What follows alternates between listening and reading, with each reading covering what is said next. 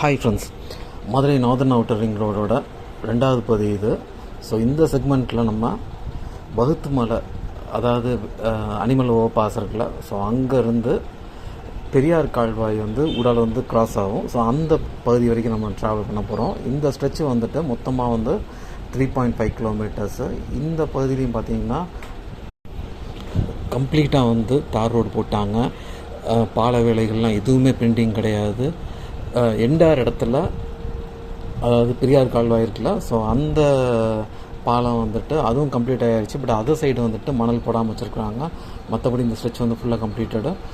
நீங்கள் right hand சைடில் பார்க்குற அந்த வகுத்து மலை, அந்த மலையிலேருந்து தான் பெரும்பாலும் கிராவலில் அந்த கல் மண்ணெல்லாம் அங்கேருந்து தான் எடுத்துகிட்ருக்காங்க அந்த ரோடு போடுறதுக்கு.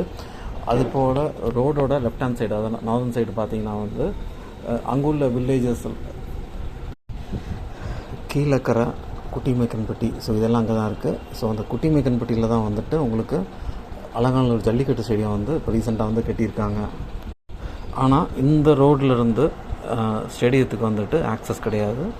இதுக்கு பேரலாக வாடிப்பட்டியிலேருந்து ஒரு ரோடு இருக்குது. ஸோ அந்த ரோட்லேருந்து உங்களுக்கு குட்டிமேக்கன்பட்டிக்கு போகிறதுக்கு, அதாவது ஸ்டேடியத்துக்கு போகிறதுக்கான நிறைய ஆக்சஸ் ரோடு இருக்குது.